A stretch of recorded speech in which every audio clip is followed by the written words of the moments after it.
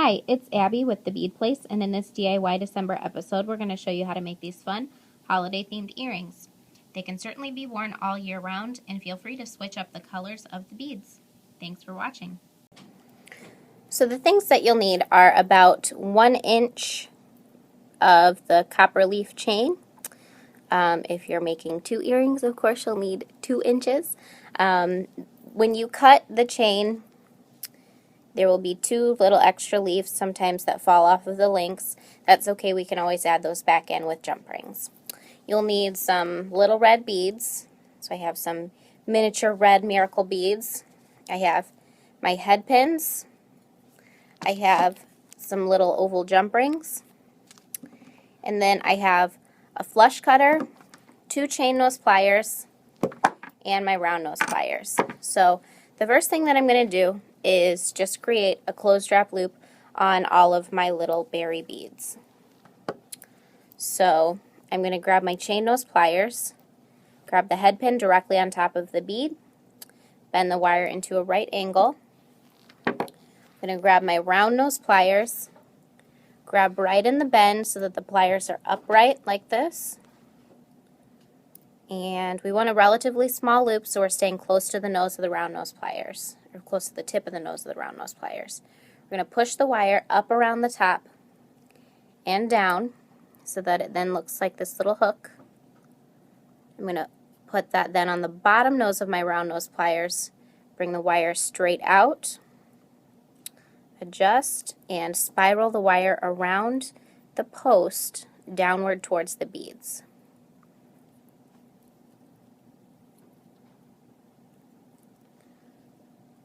So it looks like that.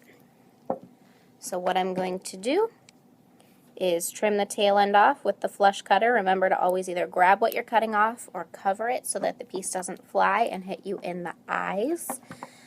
You can then use your chain nose pliers to straighten anything out, tuck the tail end down.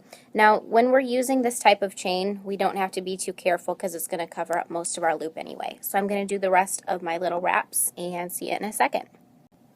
Okay, so I've done my little dangles. I have chosen an earring finding that I'm going to work with. The copper chain is going to look best with a darker kind of copper colored ear wire. A lot of people don't like to put copper actually in their ears, so this particular earring finding is niobium, which is going to be hypoallergenic, not hyperallergenic, that would be bad. So hypoallergenic. So it has a little bright copper ball here, and then the rest of the wire is niobium. So I'm going to start by opening the earring finding using my chain nose pliers. I'm then going to find the last ring on the chain and place that onto the earring finding. And just because I am particular about this, I'm going to separate the leaves so that one is on either side of the earring finding. If you don't know what I'm talking about, it probably won't matter that much to you. So, it should look like this. And what I'm going to do then is grab some of my jump rings and just hook them into the chain just to space the little berry beads apart. Now, what you could do, and what would work really well also, is you could have wrapped these beads directly into the chain while you're making your loops. But in order to make it easier on myself placement-wise, I like to add little teeny jump rings to the mix in order to make it easier to change my mind with placement. So I'm going to open my jump rings.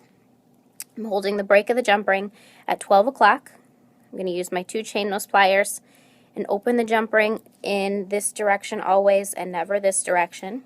So I'm going to scoop up one of my little berry dangles.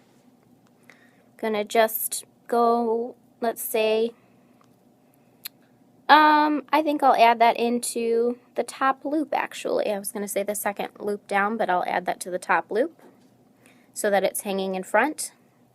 So that's what we have so far. I'm going to get the next jump ring.